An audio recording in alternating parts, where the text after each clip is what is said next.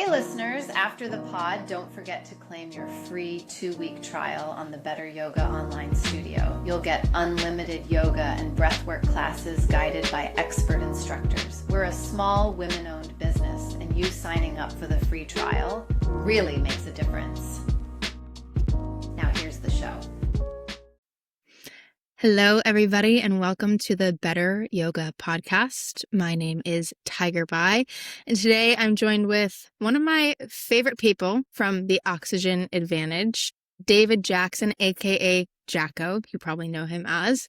And Jacko is a former professional rugby player, now master Oxygen Advantage coach, mentor, and author of the new book, which we'll be talking all about, Breathe Smarter, Run Stronger. Jacko works with professional and international athletes and teams to improve their physical and mental performance through integrated breath training. So welcome, Jacko, and thank you so much for coming on the podcast. Thanks for having us, and a wonderful introduction that I thought for a moment was going to just stop with one of my favorite people, and then and I was hoping that from the Oxygen, I thought I was going to be up there with like just your favorite people, but I'm happy to be here. Yeah, it's you and my husband. Yeah, I'm glad I'm not. Yeah, I'm glad he tops it. You are one of my favorite people who I ever met on the internet, I will say. Gosh, that's an interesting category because it just sounds really dodgy, doesn't it? Well, I had just been following you for so long, and then we finally met when we all met up in Ireland. God, was that 2023, 2022? One or yeah, a long time ago. Yeah.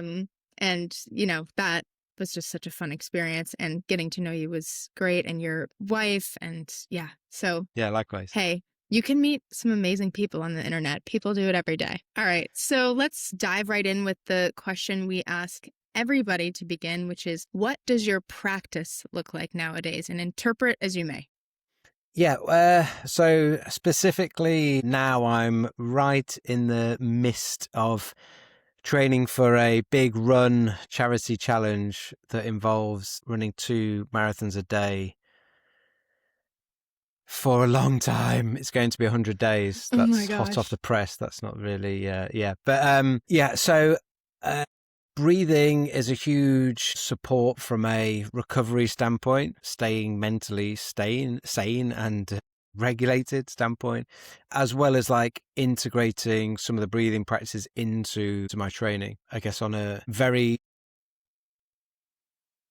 quick, I do like I've got an ice bath in the morning that I like to do a little bit of humming in the ice bath for not very long and then get out, and I'll do a little cadence breathing or some humming again, like with my coffee. That's like literally just a few minutes, and then the rest of my breathing is around. I was breathing all day, but my breathing practice is around then my training.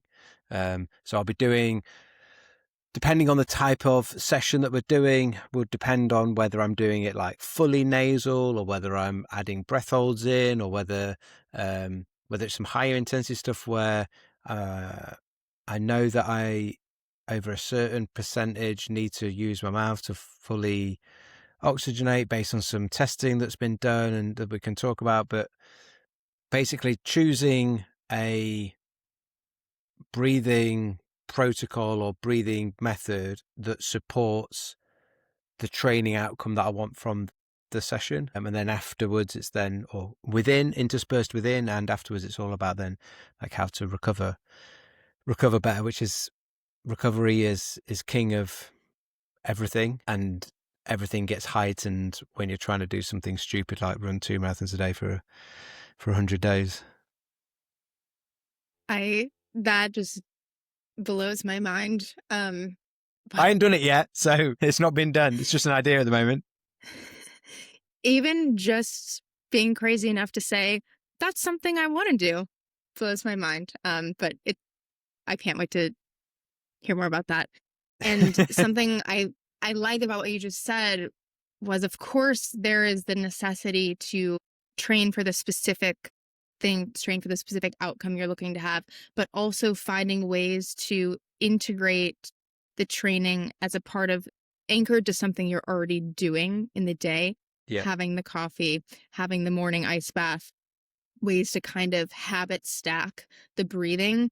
So for people who, don't have as much time as you or I might have to train our breathing, you still can make progress and get it in and have it be a beneficial thing to your day and to your sport, to your body. So I think that's great. Yeah, no, for sure.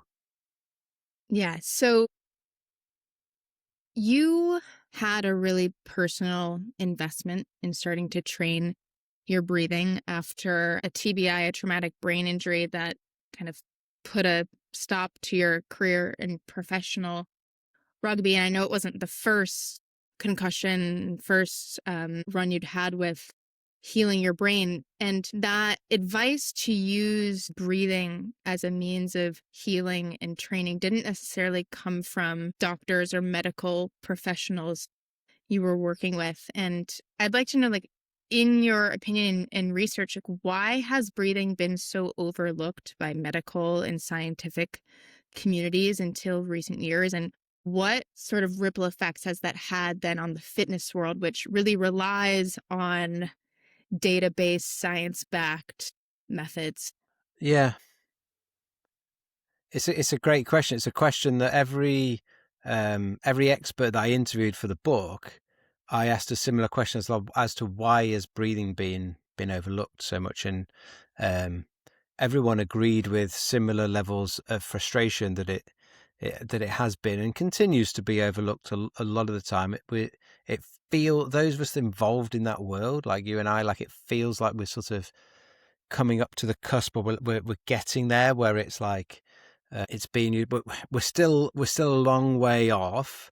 Someone going to hospital, getting sent home with a concussion sort of protocol of like, here's one or two really simple breathing exercises that's going to help with your symptoms. It's going to help down regulate the nervous system, um, and here's some things to be aware of with your breathing. It can be affected as part of that trauma. We're a long way from that, but I think one of the things that happens typically with this, not this type of thing, but just with it needs to be seen to be effective at the top, i.e., like, let's say, like the top of a sporting sort of scenario where you've got professional international athletes where their career is and their livelihood is based on it.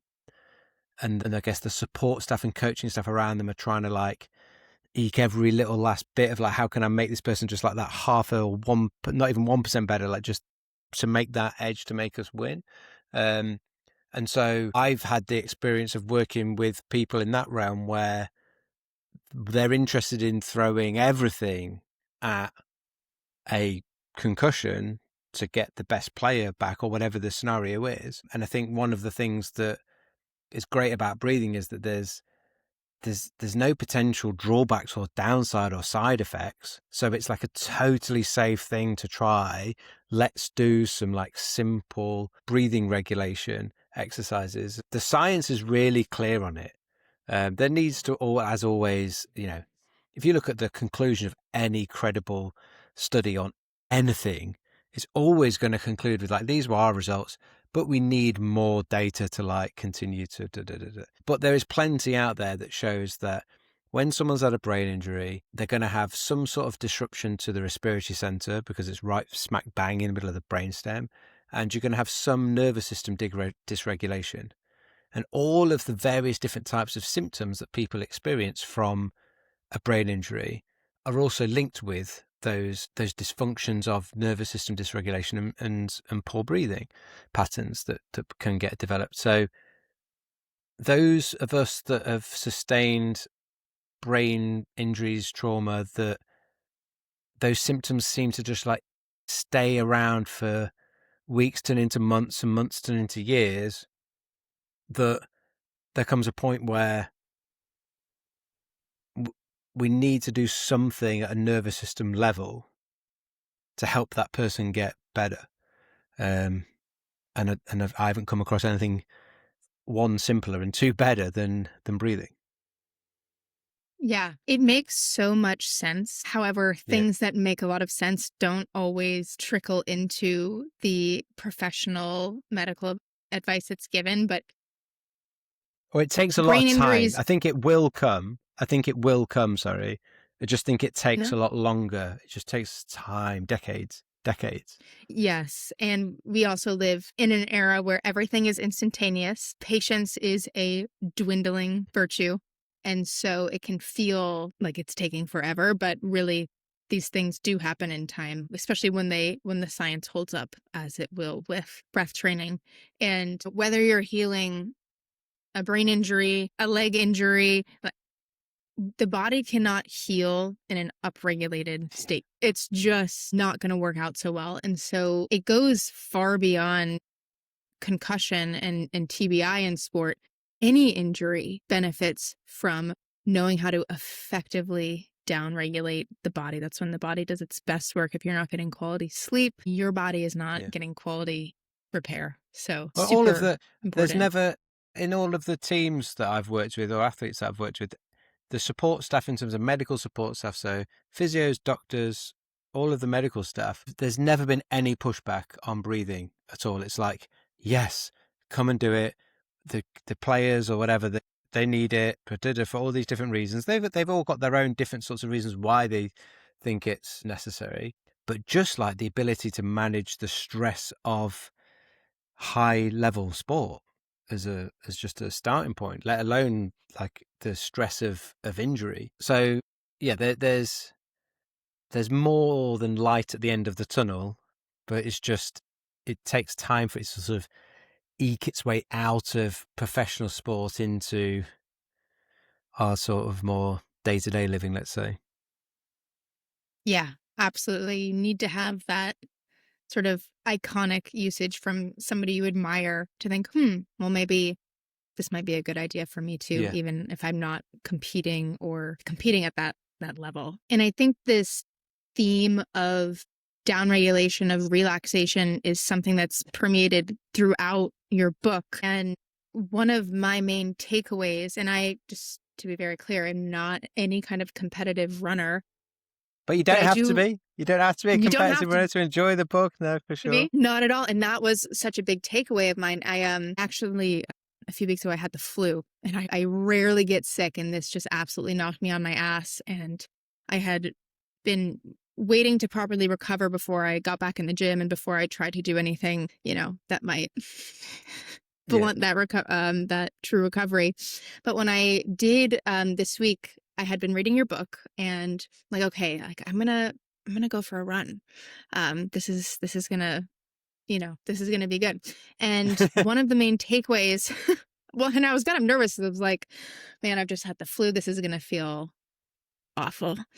However, I was so pleasantly surprised. I really tried to embody a lot of the advice from your book, and the main one being to relax, which is very counterintuitive for me because I'm not somebody who loves to run, and it is something I do because it is an effective training tool, not only for my breathing, but for other systems in my body. And so I really tried to relax and focus on the depth of my breathing, relax my shoulders, really try not to give into the accessory muscle overusage. And I was so pleasantly surprised how easy my run was after being knocked on my ass sick. And I just want to thank you for that because it made it a pleasant experience that I thought would be quite unpleasant. And so I want to ask you about how breathing really plays a role in both mental and physical relaxation, even at higher intensity levels of work when it is on the face challenging to stay relaxed, but why it's important. Yeah, well, I think, something to say I'm glad you found that beneficial. I think this is something, it sounds ridiculous when you go, every single running expert, coach, runner, whatever, that I spoke to, when I said, what's the most important thing for running? Irrelevant of breathing, what's the most important thing for running? They all said relaxation or the ability to stay relaxed. And it's like, okay. When they said that to me, I'm like, brilliant because I It's in the bag. know what breathing can do for relaxation or how it is linked. And I think that one of the key pillar to understand, and if you don't take away anything else, your breathing is a reflection of your nervous system, and the speed of your breathing is the biggest and key domino that's going to affect everything else, both physically in terms of efficiency and then mentally in terms of your perception of effort. So what they've started to, in the breathing world, we talk a little bit about being frustrated because breathing's been overlooked, but as just a whole. But breathing in the sport and exercise world is like, it's been totally overlooked for a long time, and still is. But we're starting to turn that corner. One of the bits of research that's starting to come out now is showing that your perception of effort whilst running is more close. So how hard you think you're running relates more closely to your breathing rate than your heart rate or even blood lactate levels. Whereas blood lactate, I've just done a retest of my VO2 a year later, and you run and they take your blood lactate, and you run and they increase it, and they're taking your blood lactates all the time because for them, traditionally in sports science and physiology, blood lactate is like the key thing. And then interestingly, now it's like breathing rate is actually, in terms of perception of effort, better to be in control of. I think that the exciting thing for us is breathing rate is something totally that you can choose to control. Whereas it's quite difficult for you to actively trying to control your blood lactate levels. Yeah. So if you find out how to do that, let us know. Well, that would be great. I got some startling blood lactate results a year later. After integrating all this stuff into training. But if I'm able to control the speed of my breathing, it means that each breath is taking a little longer. If I've got more time for my breathing, it means I can take a deeper breath.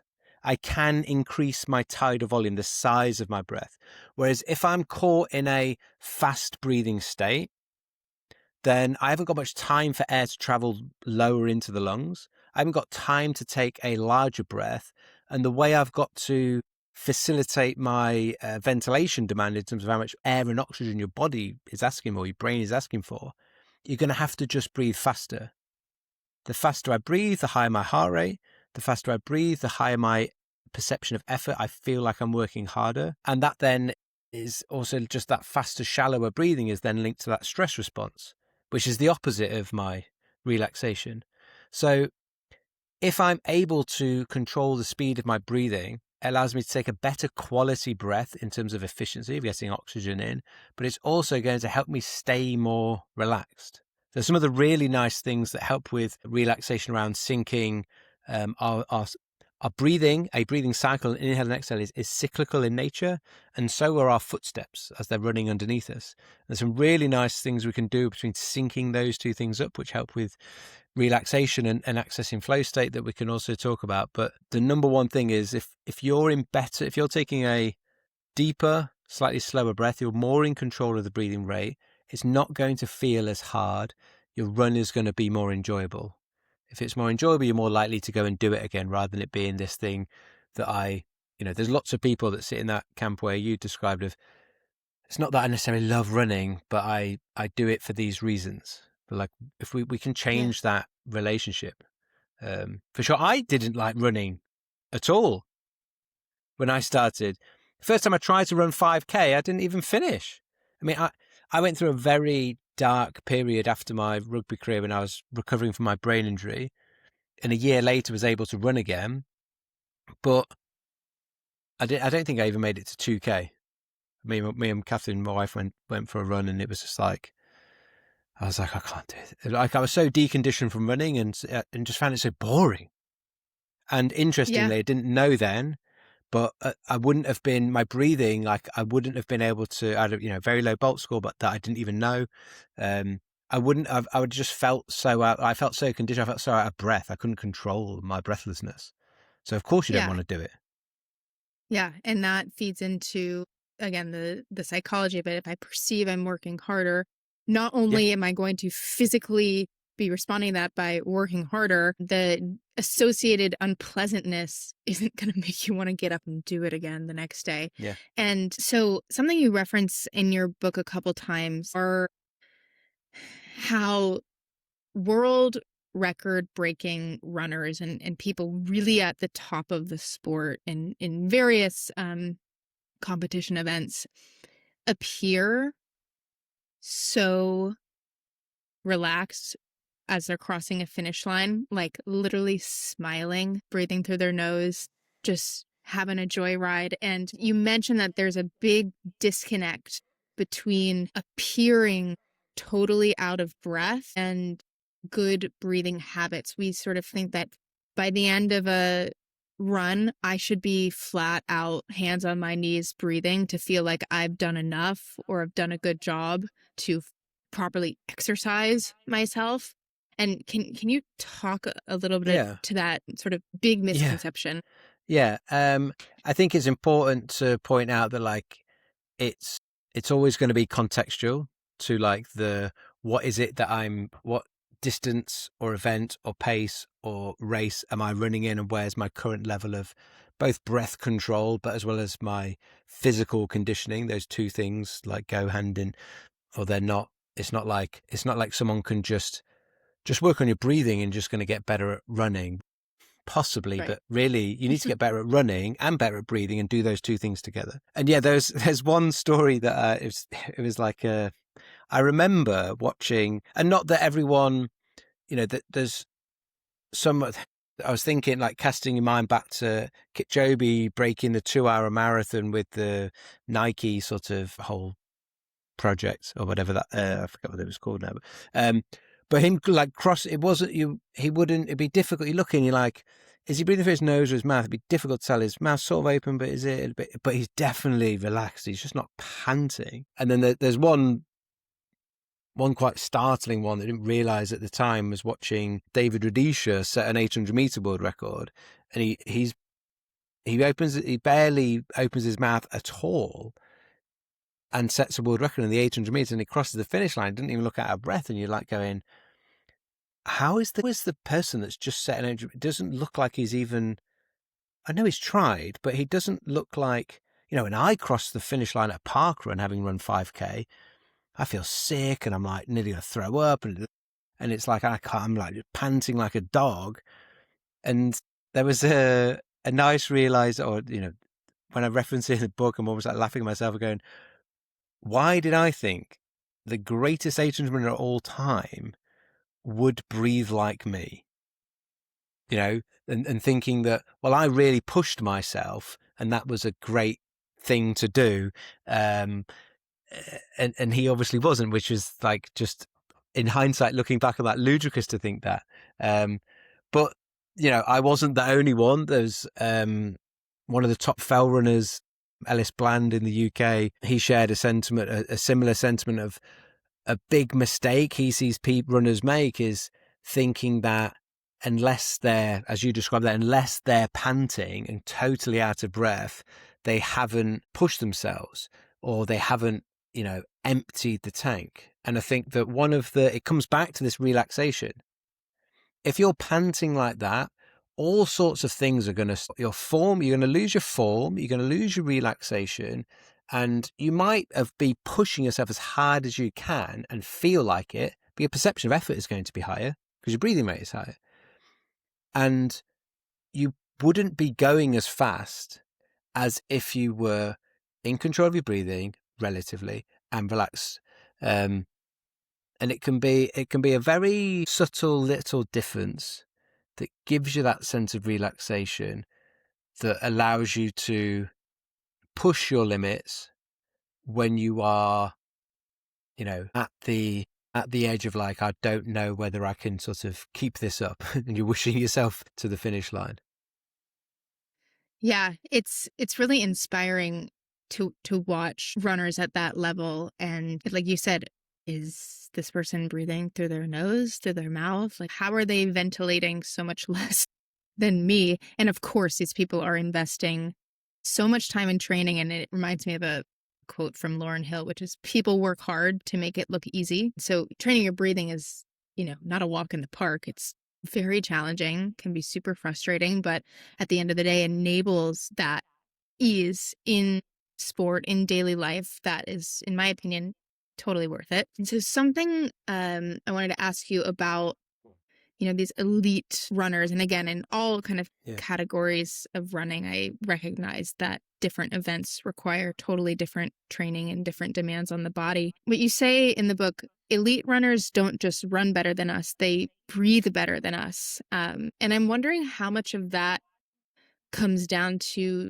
genetics and natural ability versus how much is trainable, especially when we talk about things like nasal breathing and running. And the shape of my nose is not the shape of many Olympic athletes' noses. And just wondering if you could speak to that. Yeah, I think that there's whether it's genetic or there's obviously a lot of genetic it's got to be involved in someone wreaking that. And I think that if we break it down more to go like, rather than making it as a comparison of like where I'm at compared to say someone that is elite or winning an Olympic medal, and just go make it contextual for myself and go, what is trainable for me, and how can I, be a better version of myself or push my limits? Like where do you want to go with your, and it doesn't, what's quite nice about a book about breathing for running is that probably 90% of it, other than the syncing your footsteps with your breathing cycle, everything else is all related to any type of sport or exercise that you're doing. So whether you're doing yoga or cycling or whatever, it's all still relevant. The difference that elites seem to naturally do compared to an amateur athlete, as the intensity of exercise increases, so as you start working harder, rather than just breathing faster, they increase their tidal volume, so their size or depth of breath. They essentially take bigger, slightly slower breaths rather than faster and faster, which eventually become shallower and shallower and shallower breaths. And some will be able to increase their tidal volume all the way up to exhaustion in a VO2 max test, which is exceptionally difficult to do. Now, the exciting thing comes to that question of like, what is trainable and can we train it? Well, the big driver for your breathing is going to be your diaphragm, which, like any muscle, we can train, and that your lungs are housed within the rib cage, and the amount that rib cage will expand is going to dictate how much air you can get into those lungs. The way in which you get the air into the lungs is going to dictate how efficient oxygen is at getting from those lungs to the blood. And the diaphragm that lives at the bottom of that rib cage, or is housed in the bottom of that rib cage, is, when you're using that, is going to help draw air into those lower portions of the lungs where that is most efficient. So then we're starting to see this like picture of, okay, there's something going on here with the rib cage and the diaphragm, where they are and how this thing's supposed to breathe.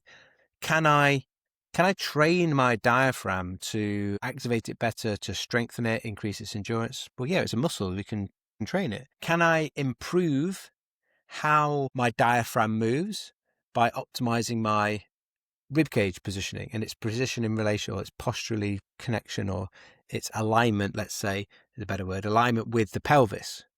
And what the influence does the alignment of my ribcage and pelvis have on the function of my diaphragm and how much it's able to articulate through that zone of apposition? And then you start to look at it from a running perspective. What's a running coach asking you to do for good running form? To be nice and tall, long spine, rib cage on top of pelvis. Is everything that goes into good running form ticks the same box as how I want you to position your body for good breathing. And the final lot, or maybe not the final piece of the puzzle, but a significant piece of that puzzle around the rib cage and how it connects into the spine, the joints that the ribs make with the thoracic spine, how we mobilize and how those ribs articulate and how much those ribs can move is going to affect the size of breath that you can take. If your ribs are tight and the size of breath you take is restricted, then you're going to have to breathe faster to meet your ventilation demand as exercise increases. And that doesn't matter whether it's running, it could be any exercise. So in order to breathe better, we need to be able to control that breathing rate, so the speed of your breathing, so you can take a deeper breath, which is going to need to be bigger to match your ventilation demands as exercise intensity increases. And they're trainable. You can change those things. You can get better at those things. Yeah, and something I love that you post on Instagram often is you'll be working with some clients and you have them on their forearms and their knees working the rotation of their spine, and you can see after one or several sessions the with difference. you the amazing difference. Yeah. And if you think of like the thoracic spine and like the positions, good postural position someone wants to get it upright for good running form, and the rotation that we need during running of that rib cage and that through that thoracic, like if that rib cage is not able to move, like you're stiff and rigid through there, it's not just affecting your breathing, it's affecting your movement.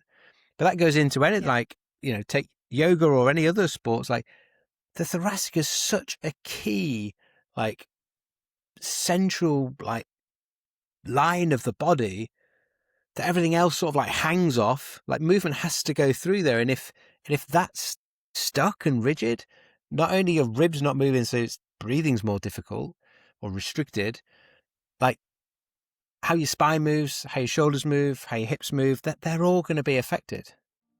Save 15% on Ayurvedic products like oils, herbs, cleansing supplies, and more from Banyan Botanicals. Use the code 15KARI. That's 15 KARI. The link is in our show notes. Yes. And unless you are, a professional ballerina, most of us are spending a lot of time sitting throughout the day. And, people think, okay, I work my 9-to-5 job and I'm going to go exercise after work because exercise is good for me. And even though I've just been sitting in kyphosis, rounded spine all day long, now I'm going to go for a run. And I think that is a huge disconnect between the lack of postural restoration and just going to exercise because it's quote unquote good for me. It's like, is it good for you if your spine is rounded in the same position you've been sitting in all day when you try to go and then go on a run on a treadmill or outside? It's not going to magically free up. I think so, exactly. And I think a huge lever that can be pulled, as you're saying, just to improve is to get more space between your rib cage and your pelvis. And even that will free up the diaphragm. Of course, the diaphragm needs to be strong, and that's something we can talk about in just a moment. But I'm a big fan of like a 30 for 30 rule. Like every 30 minutes you're sat in your office chair, like set a timer, stand up for 30 seconds and just undo some of that, because it will have such a huge benefit on any kind of physical activity you try and go do after work. So I think that's hugely important. And of course, I'm a yoga teacher, so. Yeah, no, interesting. It's similar point, but through a different mechanism. A lot of strength and power athletes that I work with, where they do a lot of posterior chain work, they might not do, they're not sat at a desk all day, so they're not sitting, but they're getting so tight through their spinal erectors, through their glutes, through their hamstrings. They're so tight at the back, the rib cage is getting pushed forward, and we're cramping the back and getting more open here. And like the diaphragm being attached to the rib cage, if your rib cage is pushed forward, guess what? Your diaphragm goes with it because they're attached. If your rib cage tilts backwards, away from the pelvis, guess what? Your diaphragm isn't pointing now down towards your pelvic floor. And it's been well studied, like your zone of apposition is going to be restricted, but you can just feel it for yourself. If you lie on the floor and really arch your back, so put the rib cage and pelvis really like far apart, not aligned and angled, try and take a big breath in, you can't. You'll be like, oh, I just feel a bit restricted. It's like, your rib cage position in relation to your pelvis is affecting your diaphragm and how much it can move. And if that's going to affect and really how your body moves as well, there are sort of several diaphragmatic structures in the body when somebody is standing well aligned. Say the feet are all the way together.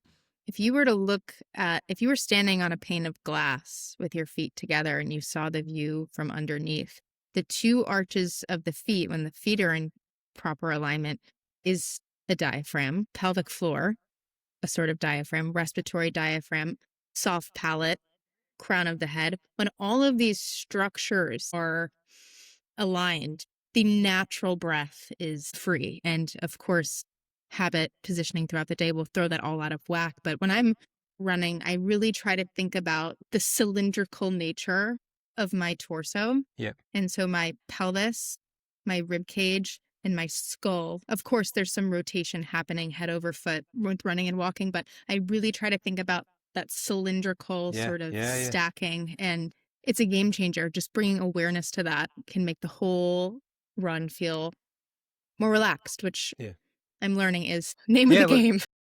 But that, what you're describing through that cylinder, through the central part of you there, whether you're rotating around or not, but the stacking and importantly, the internal pressures you're creating through good breathing dynamics are creating like a pressure in that cylinder that every time when you're running, every time your foot hits the floor, that ground reaction force has got to bang, it's got to go straight through you.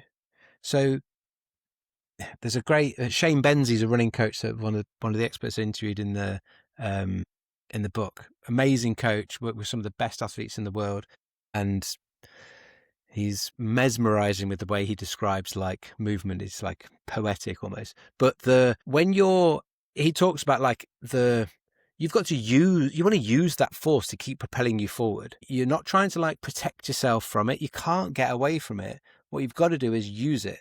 And that ground reaction force is going to come back through. And if you can't get yourself aligned and you haven't got pressure in that canister in the center of you that your breathing is making, then you're not transferring that force.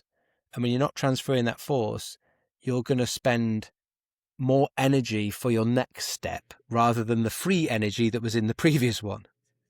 So he does work with people where literally they're using less oxygen to run because they're almost like recycling energy, if you like, rather than constantly breaking and regenerating it. And so we've done some work together. We go, okay, well, what if we use that to allow you to be more efficient and not need as much oxygen? And then on top of that, make you better at breathing so you're more efficient and don't need as much air and oxygen. And we put those two things together, and it's finding relaxation in your breathing, finding relaxation in your running then becomes easy. Yes. So you combine those things together. It's a resilient thing. So in the yoga classes I teach and the style of yoga I teach, which is called Katona yoga, one of the central tenets of the practice compared to other kinds of yoga, which are oftentimes describing like lines in the body and vectors in the body, which can be very rigid and so rigid that it's almost like breakable. We talk a lot about becoming the sphere and becoming well-rounded so that, you can think about the rib cage as a sphere. If it's clenched up in the front, the back is blowing out. If it's too strong in the back, the front is blowing out, right? So embodying a spherical nature in a yoga practice, in a breathing practice, because spherical things, balls bounce back, rigid things break. And so that's something I've been trying to translate from my yoga practice to in other forms of exercise, namely when I run, is that embodiment of the sphere that bounces, the buoyancy, and not trying to avoid, even as a mental, like an imagery thing, not feeling heavy and using that buoyancy from my foot all the way up to the crown of my head. And I find that's very helpful. You mentioned correctly or effectively pressurizing the container, so to speak, and a overlooked yet highly important piece of that puzzle is the tongue. Yeah. Do you want to talk a little bit about why this is a muscle overlooked in breathing and maybe sport in general, and why runners can benefit from training their tongue? Yeah. You picked up a really important point on the canister and the propulsion or the ability to bounce or be able to rebound off the floor. There was something that's like relevant to a lot of people around like tight hips and tight hip flexors that I think was really interesting, that came out from an interview with Gemma Jefferson, a performance physiotherapist, which with a lot of international runners like here for Great Britain, where when your foot hits the ground, you've got those ground reaction forces. You can't bargain with them. You can't go, just let's have a little bit less this time. I'll be nice next time. Or, I'm just thinking of like, I was with my nephew at the weekend, and it's like constant bargaining with mum of like, what we do. But with the ground reaction force, it's like your foot is the ground, like bang, it's coming back at you. You can't get away from it. And if you're not creating that stability through your breathing dynamics in your trunk, then you're going to have to create stability some other way. So if you're in that area between the lower part of your rib cage and your pelvis, if you're not stable in there, that canister isn't pressurized, then the hip flexors, psoas major, like they're going to have to increase in tone to just keep that thing locked on. Your abs are going to probably have to increase in tone to just keep this thing locked in. And those things are going to pull on the pelvis. It's probably going to, when your pelvis move, your rib cage and pelvis have this relationship where if the pelvis is going to start rolling forward, your rib cage is going to start going up. And if those abs are on, you're going to restrict the movement of the diaphragm, which ends up ultimately sending your breathing more towards your upper chest, which we already described at the start is there's less distance for the air to travel, so it can be faster. And the body loves the path of least resistance. It will do what's easiest, not what's necessarily most efficient or best for you, just what's easiest. And it's much easier for air to pass fast through your mouth into your upper chest. But then she was describing scenarios where if she sees runners that are complaining of some sort of hip pain, and she identifies that they're a upper chest breather, dominant and not utilizing the diaphragm, doesn't matter how much she stretches and treats and strengthens and does other stuff to the hip flexors, until she sorts out their breathing as a bit of a root cause. Yes, then address the hip flexor as well, but get to the breathing first and make sure that they are using their diaphragm and they are able to pressurize that canister with their breathing dynamics. The hip pain and tightness and issues just will not go away, because the breathing part is, as she describes or seen, is at the root cause of why there's so much tension around that abdominal area around, which I think is quite an interesting one for a lot of people that have got tight hips and haven't considered how is my breathing playing into that. And it doesn't have to just be running. Yeah, and it doesn't have to just be stretching the crap out of your hip flexors, which can end up having negative effects and rebounding and more tightness. Yeah, it's super important and just goes to show we are tensegrity structures, and one of the biggest levers, one of the root causes to pull is always the breathing. One other thing before the tongue. Let me give it this. I think this one's really cool. Staying with ground reaction forces, right? So gravity only works in one direction, which makes it nice and simple. My old S&C coach when I played rugby was like, gravity is the enemy. We're always fighting against him. Like that was anyway. But the nice thing about gravity is it's always in one direction. You don't have to, it's not complicated, but it's always pulling you down. When my foot hits the ground, those ground reaction forces, gravity pulling me down. Which direction does my diaphragm ideally move when I inhale?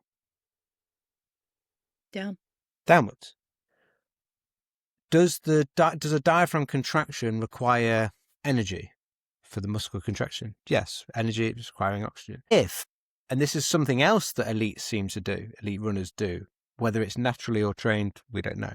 But when their foot hits the ground, that will be the start of one of their inhalations. So when the diaphragm has to contract, when the foot hits the ground, it's getting some help. It's trying to contract to move down. The ground reaction forces are helping it come down. And in the literature where they've studied this, they've described it as like those ground reaction forces pulling down when the foot strike is in sync with an inhalation or the start of an inhalation, then they're getting like free energy for the diaphragm.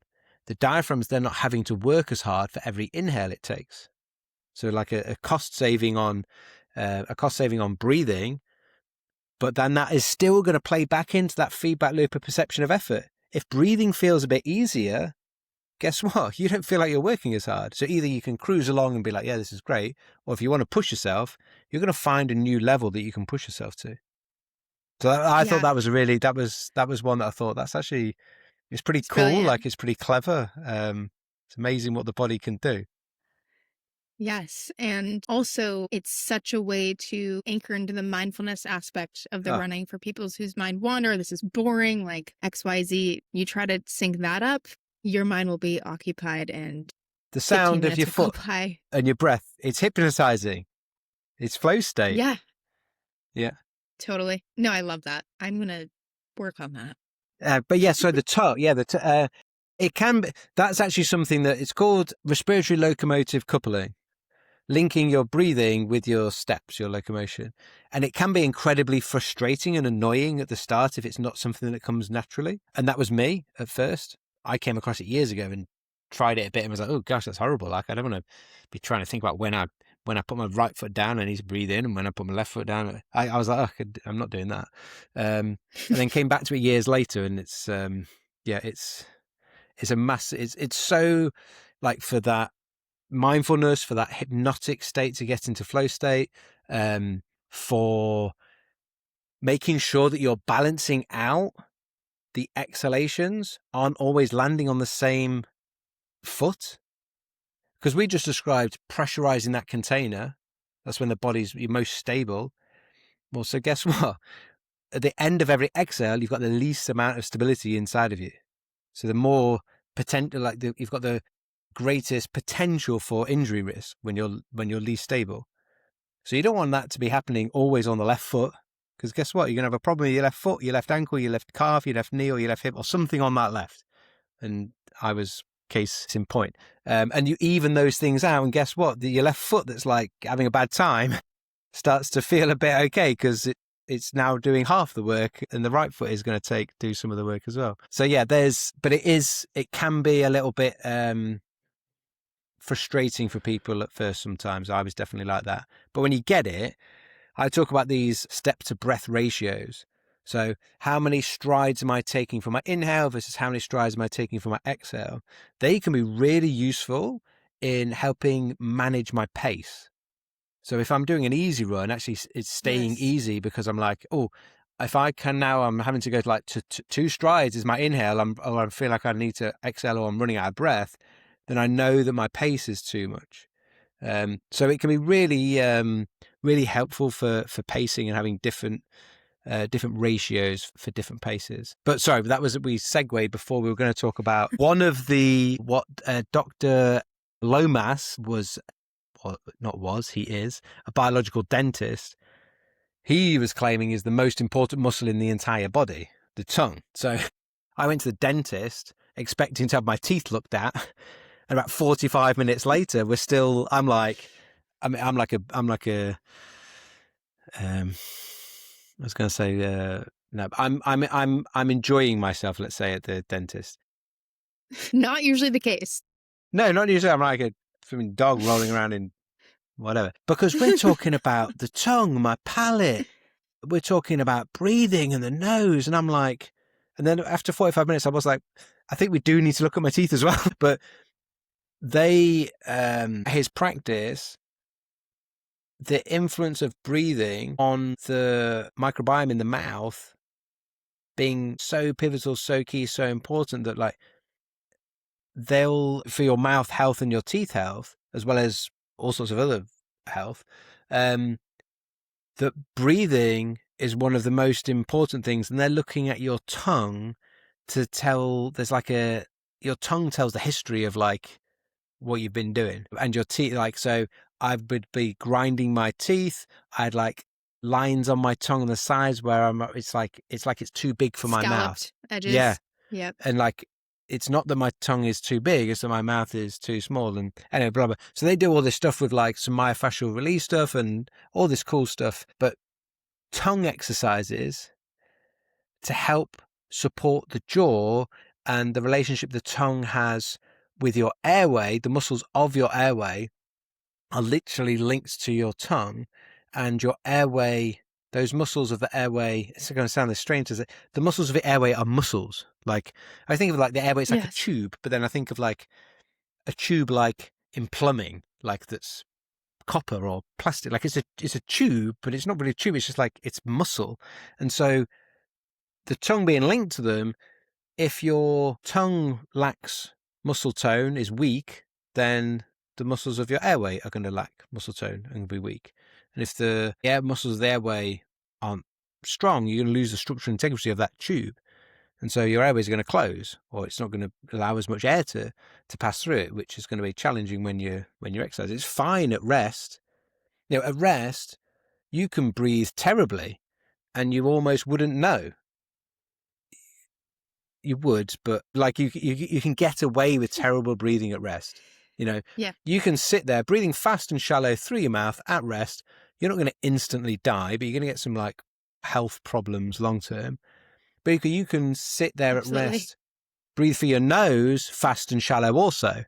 And that's not going to be particularly good either. It's just going to be a little bit better than doing it through the mouth. But yeah, so the tongue affecting the airway, but then also being linked to your diaphragm through a deep front line of the fascia, which was like, wow, okay, so we're starting to like stack these things together. That was like, right, when I got the tongue in the right position, then that's actually helping not just my airway, but helping my diaphragm function. And there's things that I can do, simple exercises like tongue clicking and suctioning the tongue to the roof. Yeah, all those things to help train the tongue, to train the airway, and that's going to help your diaphragm.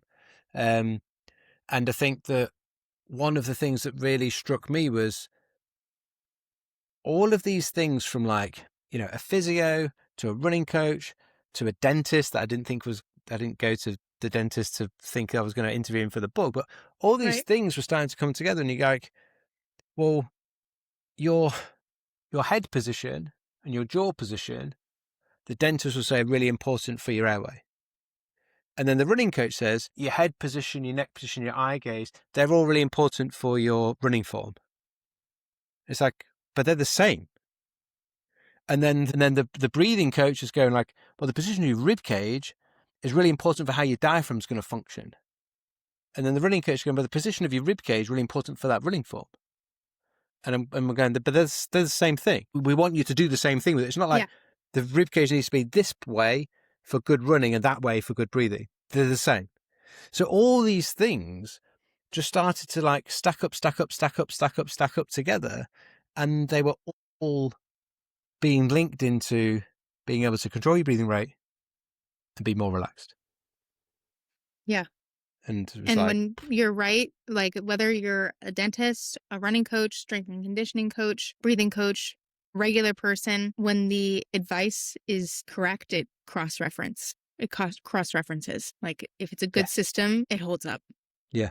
Yeah, that's what it felt like. It just felt like everyone was saying the same thing, but they just had their different reasons for it. Yeah. And so you mentioned we can't leave this conversation without talking a little bit of nose versus mouth, and especially because you mentioned when you have the tongue in proper tongue rest position, all parts of the tongue fitting the roof of the mouth, broadens your upper airway, makes nasal breathing easier. Can you talk a little bit about, is it important to practice nasal breathing while running? Why is it so hard? Why might it not be so hard for some people? When is it not necessary? Do you want to dig into that a little bit? Yeah. So let's maybe, I'm trying to think where to start with that. Let's maybe start with we're going to start with this thing and then get the second one. So the first thing we're going to start with is that if you only breathe through your mouth, then you're only going to get better at mouth breathing as a compensation. One of the things that I talk about a lot is earn the right to mouth breathe. So rather than mouth breathing just being a compensation of path of least resistance leading to like fast upper chest breathing, it's inefficient. and increasing your perception of effort and difficult to relax when your mouth panting and shallow. If you do some of your training nasally with good ribcage position, good use of your diaphragm, you're going to strengthen your diaphragm, you're going to increase a little bit of CO2 circulating in the body to downregulate those receptors, and you're going to have some practice naturally at breathing a little slower, so being in control of the breathing rate, because air can't pass in and out through the nose quite as fast as through the mouth when it's just because it's a wider hole. Then you will get better at nasal breathing whilst running, but you also get better at then mouth breathing when you are, if you need to mouth breathe at higher intensity stuff. I think one of the key things to understand for people is the purpose of your breathing when you're exercising is to facilitate a sufficient amount of oxygen getting to your tissues. It's got to get into your lungs. It's got to go from your lungs to your blood. It's got from your blood to your tissues. You don't need more oxygen than you need, but having less oxygen you need won't be helpful.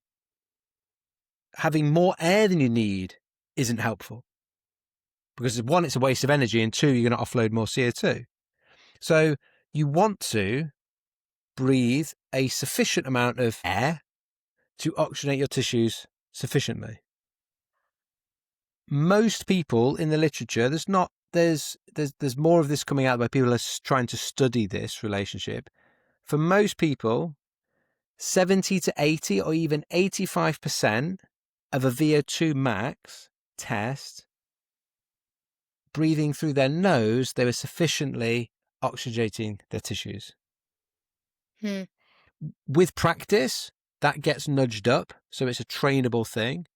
But and mine, for me, I tested this at the university in the lab, and I was 87.5, and I was ventilating 80 litres per minute through my nose with a little hack that I'll come back to, turtle power. But I couldn't get any more air through I just couldn't get any more in. When I switched then to my mouth breathing, having done lots of training of nasal breathing, knowing about my diaphragm and everything like that, and knowing the importance of controlling the speed of breathing, just because I went to mouth breathing, I was still in control of my breathing and I was still utilizing my diaphragm, like two key things. So my mouth breathing was better having done some nasal training. And with mouth breathing, I was able to ventilate 128 litres at my max. Wow. So nose breathing was more efficient up until a point where it started to restrict me. And then switching at that point, if you want to run faster, is necessary. But that switch point, that nasal threshold, the threshold at which you can manage nasally, is trainable. You can move and you can change that. But as you said earlier on, the shape of our nose, the size of our airway, all these things are going to affect that. But I think the most startling thing for the majority of people is, with the tongue in the right position, with a bit of awareness, a bit of training, a bit of an introduction to where your diaphragm is, a couple of breathing mobilizations before you start to get the ribcage moving and warm your breathing muscles up, people can do an awful lot more nasally during exercise than they thought they could. But we just need to be given some tools in order to make that accessible. So tools to be able to get the ribcage expanding, feel your diaphragm, what it's like to contract it, and have the tongue in the right place, or maybe some tongue stuff to try and keep that airway nice and open. The little hack I was going to come back to is something that seemed to... I love this. Vassos Alexander's a runner who he interviewed Kipchoge, and he had a little thing about smiling. And Kipchoge would always like this big beaming smile. And Vassos was like, when I smile, it seems to like create some tension across the top of my like upper lip and nose, and like keep my nostrils more open. And he's not, but Vassos is a amateur runner, but like run a sub 3 hour marathon, which is faster than I can run a marathon, fully nasally, yeah, which is crazy. Impressive. But yeah, the thing that I'd sort of I don't know, it seems to just something, I called it turtle power because it feels like a bit of a power up, but you look like a turtle. And it was something I was almost like naturally doing when I was trying to, or intuitively doing whilst trying to get better at nose breathing, but my nostrils like closing in on themselves. And it was wrapping, still having the tongue at the roof of the mouth before you do it, but then wrapping your top lip around your top teeth and pulling your lips together to make yourself look like a turtle. But when you look like a It turtle, really works. when you make your mouth look like a turtle, when it's closed, or you breathe in for your nose really fast, the nostrils stay open. That tension that you're creating is keeping those nostrils open. I ventilated 24% more air doing that turtle power than when I was just trying to breathe through my nose without it. It was like whatever that was. It was 60 especially odd liters like before. in a competition when something like a nasal dilator is not going to be permitted a lot of the time. Or just too uncomfortable. Like I played with nasal dilators. It's fine. It's uncomfortable and snot everywhere. And yeah, I have tried like 20 different kinds. Finally found one that I do like, but it's, it totally works. Turtle power's a freebie. I mean, you look like a weirdo, but I'm quite happy with that. Who cares? Yes, exactly. When I look my weirdest, I'm my happiest. So, you know.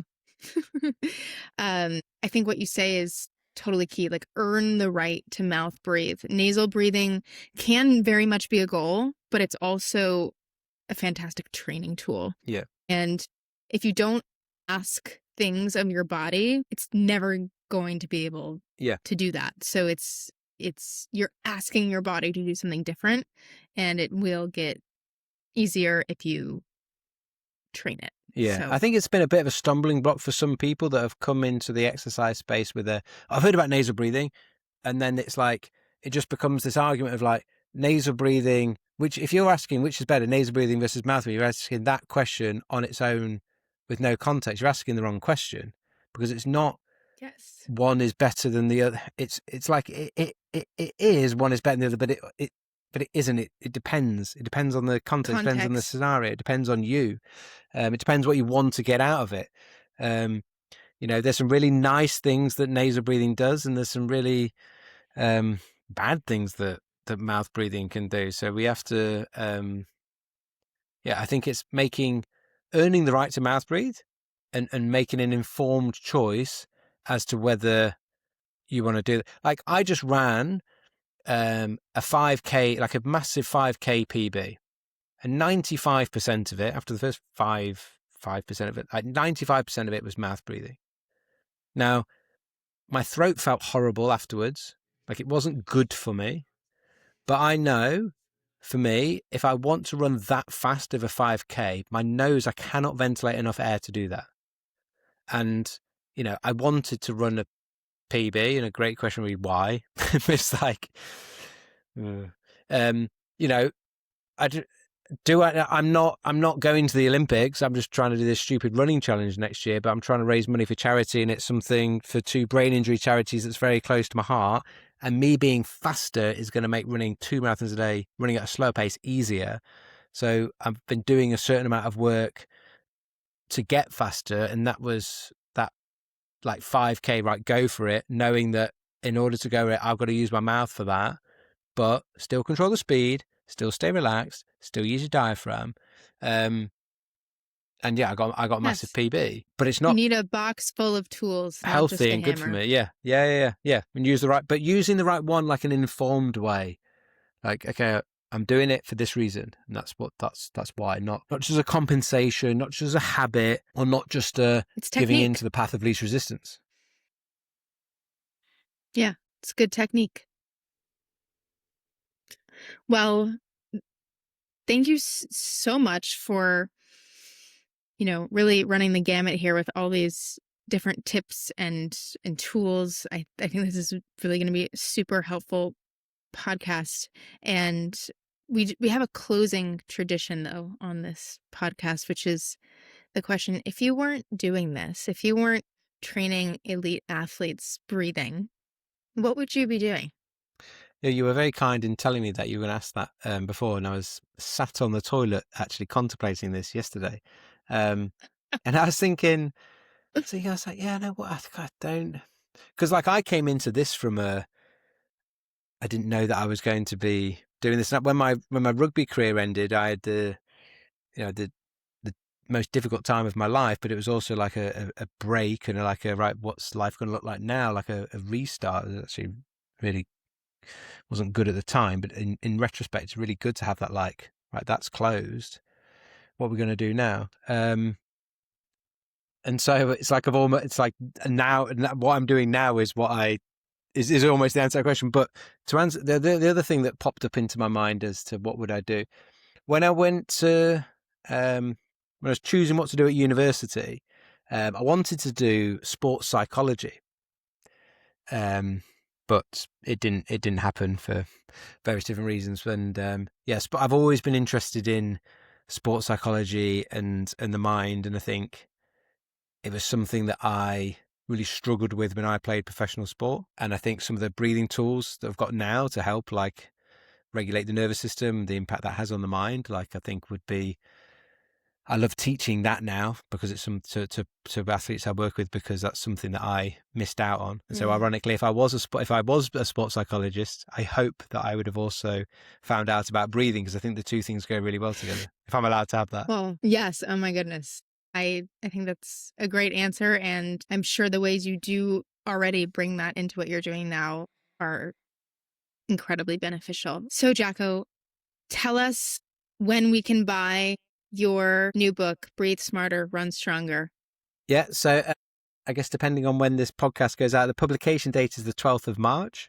It's on pre-order already, so if this is out before the 12th of March, you can pre-order it.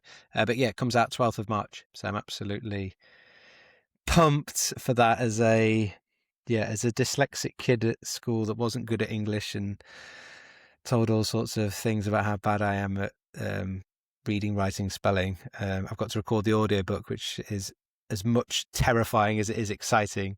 But yeah, it's great. I'm very excited. Yeah. I can say, as somebody who has read the book, go get this book, pre-order this book, buy this book. If you are a runner or not, just as somebody who breathes, this book will help you. So Thank you, Tiger. Thank you for writing it. It's fantastic. And where can we find you in the meantime? Yeah, my Instagram is The Breath Running Coach, just all one word, The Breath Running Coach. And my website, probreathwork.com, has got 2 free courses, a Foundations of Breathing and then a Breathing for Stress and Anxiety. They're both free to help people, help you get started or help you with managing some of that stuff. Fantastic. We'll link it all in the show notes so people can find you and learn all the wisdom you have to share. But thank you so much for coming on the podcast, and thank you all for listening.